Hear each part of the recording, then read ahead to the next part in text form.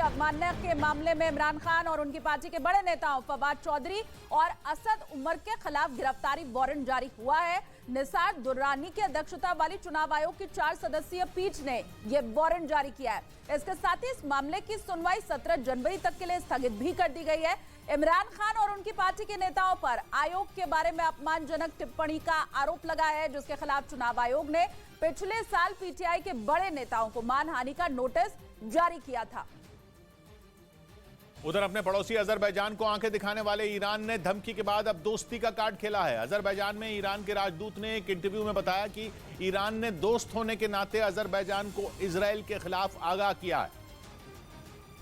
मतलब अजरबैजान से भिड़ने की बात करने वाले, उसे धमकाने वाले ईरान ने एकदम यू टर्न ही ले लिया।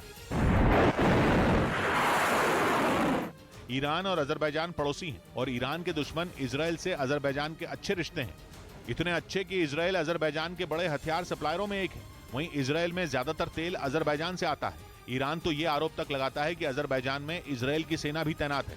इसी वजह से ईरान के राजदूत ने कहा कि अगर अजरबैजान के इजराइल के साथ आर्थिक रिश्ते जारी रहे और अजरबैजान पर इजराइल का प्रभाव बना रहा तो उसे बहुत खतरनाक अंजाम भुगतना पड़ सकता है, क्योंकि पश्चिम एशिया के इस इलाके में ईरान और इजराइल एक दूसरे के कट्टर दुश्मन तो हैं ही, वो बहुत बड़ी ताकतें भी हैं। और इजराइल की ताकत का दम तो पूरी दुनिया भरती है। उसके पास कई जंग जीतने का तजुर्बा भी है और आयरन डोम से लेकर हाईटेक ड्रोन और लेजर जैसे नए जमाने के हथियारों का जखीरा भी है। इजराइल परमाणु हथियारों का भी मालिक है। यही वजह है कि इजराइल ईरान के लिए बहुत बड़ा खतरा है और अगर वो ईरान के पड़ोस में पैर पसारेगा तो ईरान को परेशानी होगी ही। इसलिए ईरान ने इजराइल को भी धमकी दी कि अगर वो ईरान के पड़ोस में धमकेगा तो उसे पछताना पड़ेगा। ईरान ने अजरबैजान से भी यही कहा कि जिस यहूदी देश ने फिलिस्तीन में मुसलमानों का हक मारा हो वो कभी भी मुस्लिम देशों का दोस्त नहीं हो सकता। लेकिन ये बात कहते हुए ईरान ये भूल गया कि धर्म के लिहाज से तो उसे अजरबैजान के साथ खड़ा होना चाहिए। ईरान की तरह अजरबैजान भी शिया मुस्लिम देश है, लेकिन इसके बावजूद ईरान की अजरबैजान के दुश्मन आर्मेनिया से दोस्ती है, जबकि आर्मेनिया एक ईसाई देश है। मगर फिर भी नागोर्नो कराबाख की लड़ाई में ईरान आर्मेनिया के साथ खड़ा है और अजरबैजान को धमकाता रहता है। लेकिन जब धमकियों से बात नहीं बनी तो अब ईरान अजरबैजान को अपना दोस्त बता रहा है। अब बात जोशीमठ की, जहां पर 700 से ज्यादा मकान खतरनाक हालात में पहुंच चुके हैं। देवभूमि के 4 धामों का द्वार कहे जाने वाले इस शहर का मंजर लोगों के लिए दहशत की वजह बना हुआ है, क्योंकि यहाँ 700 से ज्यादा मकानों पर खतरा मंडरा रहा है। कई मकानों को खाली कराया जा चुका है।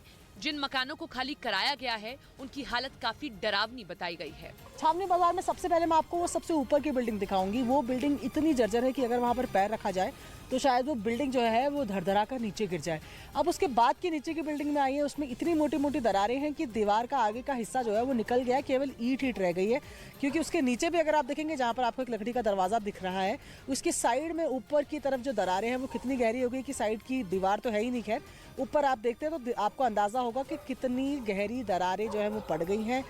अगर ये मकान गिरा तो इसके नीचे वहाँ मौजूद इस घर का वजूद मिटना तय है, लेकिन यहाँ रहने वाले लोग अपने आशियाने को खाली करने को तैयार नहीं हैं। जो है परमेश्वर में भरोसा है, रखेगा तो वही, डालेगा तो वही। 2-4 दिन की व्यवस्था हमारा कोई पूरा नहीं कर पाएगी। अगर हमें व्यवस्था देनी है तो हमेशा के लिए दीजिए, ऐसी हमारी मांग है, ऐसे हम चाहते हैं। अपना घर छोड़ना कोई इतनी आसान से अपना घर कोई नहीं छोड़ता है।